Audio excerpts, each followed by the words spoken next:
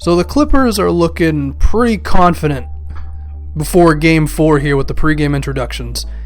But I have to imagine that in the back of their minds, especially Chris Paul, they got to be asking themselves, how the hell are we going to stop Emmanuel Mudiay? I mean, the best comparison I can think for him is LeBron James way back with the Cavaliers, where he almost single-handedly made them one of the best teams in the league. I mean, granted, the guys around him were good enough. That's kind of where we are now. We may be a little more talented than that overall Cleveland team. But Mudiay is the reason why we are thinking about making the NBA Finals in a, granted, weaker Western Conference. But even with the praise that I can give to our point guard, I do think other guys have been doing a good job. I mean, KJ McDaniels is always running around like a chicken with its head cut off, ready to dunk the ball. But I think the real reason we won Game 3 was because of our bench, because at one time we were down 5 points in the fourth quarter until Gallo the God started hitting three-pointers. And even if Gallinari would miss, which isn't too often, Nurkic was able to get a rebound. Shout out to Luke Babbitt for falling down a second before that. But also, shout out to the Clippers for completely forgetting how to play defense on Nigel Hayes just because he received a bounce pass. My goodness.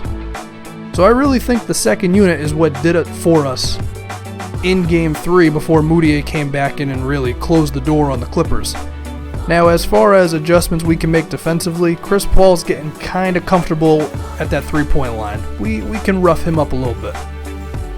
But it's Game 4 now, and this is a big deal. I mean, if we win this game, we take a 3-1 series lead.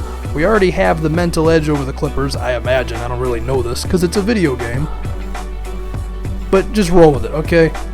And I'll be honest, I'm feeling pretty confident against these guys. Like, I don't really think they can beat us at this point, but I do think that Blake Griffin is definitely a handful.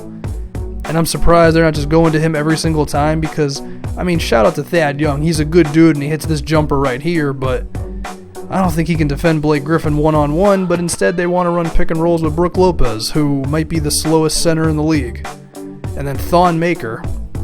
Maybe a lady in the fourth row made him mad or something because he tried to hit her in the face with the ball blocking Blake Griffin's shot. Chris Paul managed to get completely open on the left side of the court. I don't know. I'm not going to ask any questions. And you know what? Usually I'm content with giving Mudiay a little bit more leeway in terms of making mistakes when the guy averages like 40 frickin' points a game against us, as well as like a solid 10 assists as he gives it off to Thad Young there. Thad Young is so reliable, man. Does so many things well. Pick and rolls, pick and pops, the occasional offensive rebound. Brook Lopez tries to play defense on Mudiay. It's not going to happen. Should I have missed that shot? Maybe it was like a D release, but hey, I'm not going to question 2K, even though I question him all the time. So we have a bit of a lead in this first half, and then Zebo, who, shout out to him for still being in the league. I didn't know it was possible to be like 30, I mean, he's got to be, 36 at this point, 37 in the game. Definitely not a skinny guy, and still able to be in the NBA. I like that, and I like the Clippers for just not realizing that Mudiay likes to get to the paint. Like, he hasn't done that to you guys the entire series, but you still want to just allow him to go inside. True story, I jack up the CPU's help defense strength to try to make it as tough as possible to drive inside. I don't know, it still seems kind of easy. What else do I have to jack up for them? Mudiay jacked up a 3 and that went in. That guy's missed like 4 shots this entire series. It's starting to get ridiculous. Zebo, starting to get a little ridiculous with him, how aggressive he's being. He only plays like 15 minutes, but those are an active 15 minutes, let me tell you. KJ once again, doing the beautiful thing of just running down floor. And so, at the end of the half, we got a 12-point lead. Let me tell you, Emmanuel Mudiay is looking confident. Look at this. Look at this stoic confidence. He's locked in right now. He's like, there's one thing I want to do, and it's make all these Clipper fans shut the hell up. But then Thad Young commits the worst sin in basketball by taking a long two-pointer. Because they usually don't go in, and it's only worth 2 points. It's terrible. Bob's rolling around in his grave right now. Shout out to Charles Barkley for letting me use that catchphrase. Brook Lopez, he scores on, I don't know who it was. I think it was Thon Maker.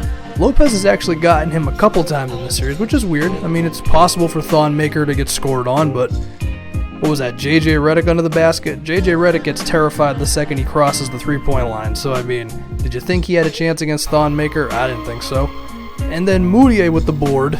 And Look at this. He's just toying around right now. He knows at any chance he could just say, yeah, I'm going to throw this shot up. It's going to bounce around, but it's going to drop.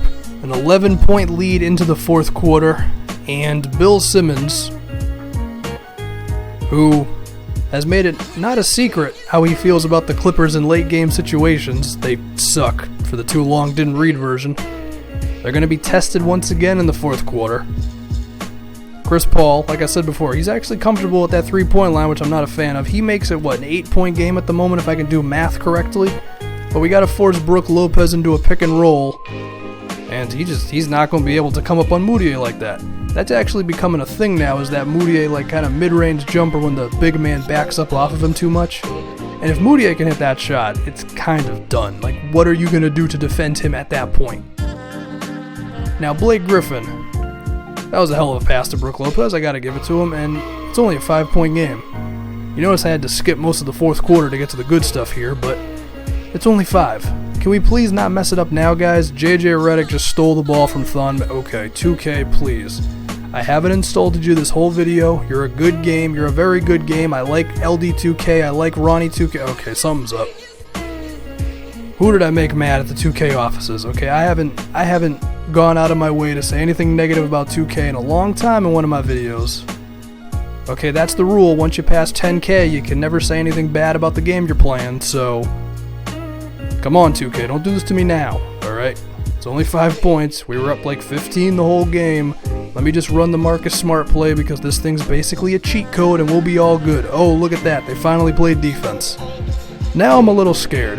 4 points, 20-something seconds left? This is the play of the game right here. Ooh, what happened? Was that a bad pass by Redick? Someone dropped the ball?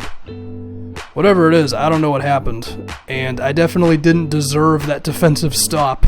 And Chris Paul, once again, hitting his three-pointers. That's good for him, but nonetheless, it's a 3-1 series after this Game 4. So, should I even show Game 5?